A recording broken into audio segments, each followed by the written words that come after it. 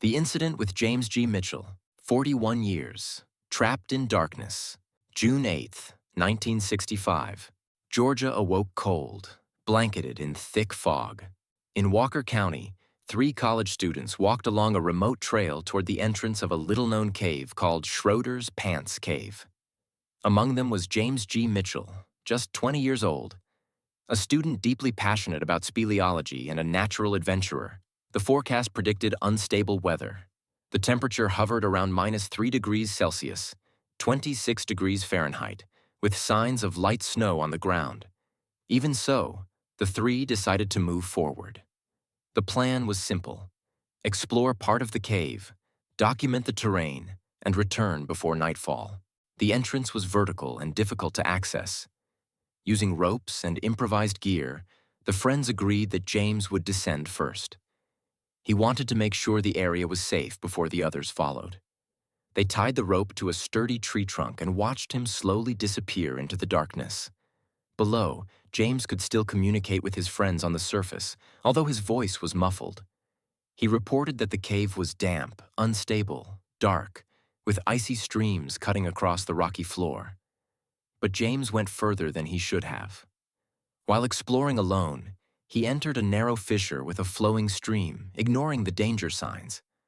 The water looked shallow, but the current was strong.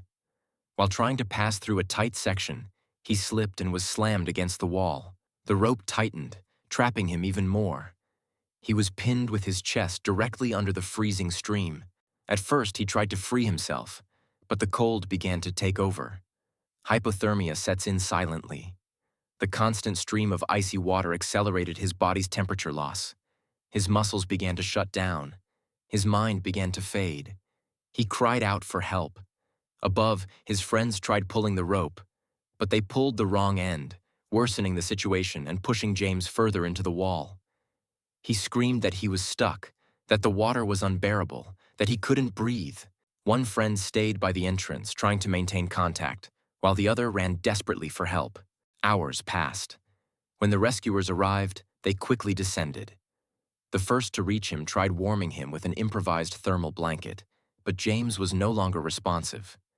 He was pale, eyes half closed, barely breathing. A second rescuer followed.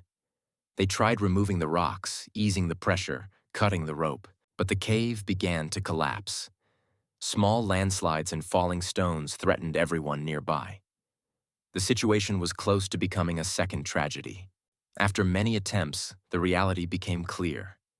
James G. Mitchell was dead. The cause: severe hypothermia and prolonged exposure to freezing water. Still shaken, the rescuers made a heartbreaking decision. There was no safe way to retrieve the body. Extraction could trigger a collapse and endanger more lives. So, with heavy hearts, they sealed the cave entrance with rocks. James remained there, alone, in the darkness, for 41 years. Only in 2006, a new team equipped with modern technology was able to access the chamber where he died. His bones were carefully recovered and finally returned to James's brother, who was able to give him a proper burial. It was 4 decades of silence, but in the end, James came home. Mossdale Caverns, the storm that took 6 lives. June 24th, 1967.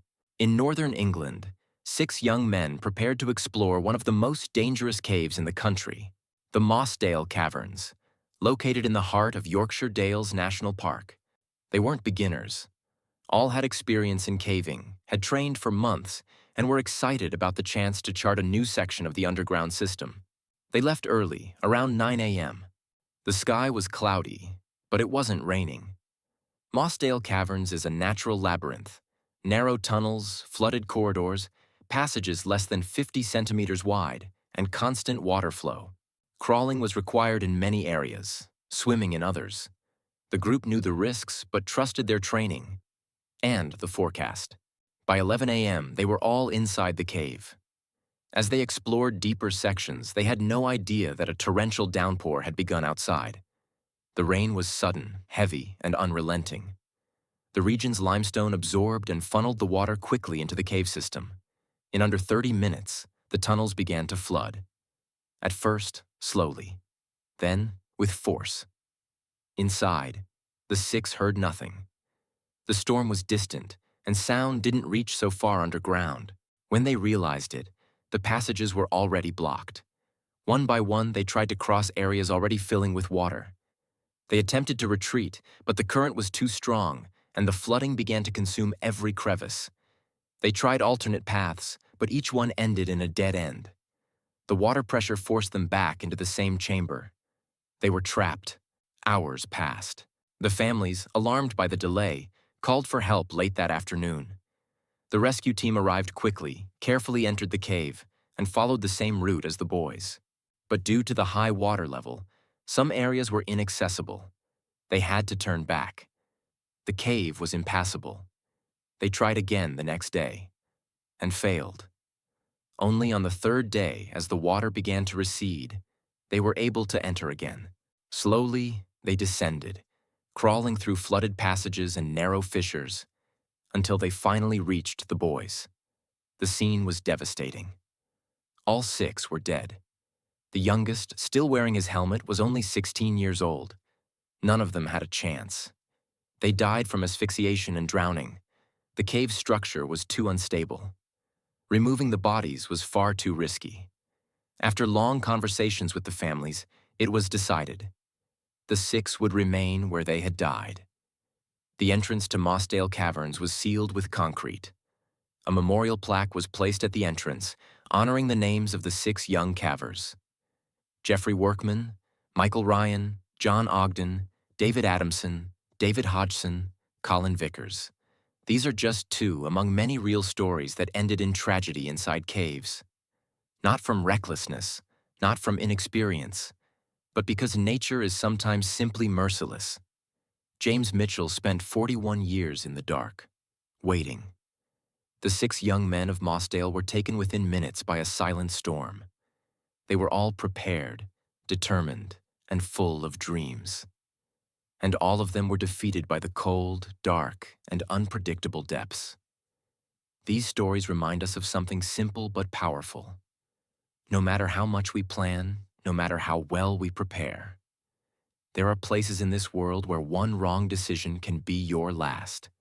Caves don't scream, don't warn, don't demand respect. They just exist, and they wait.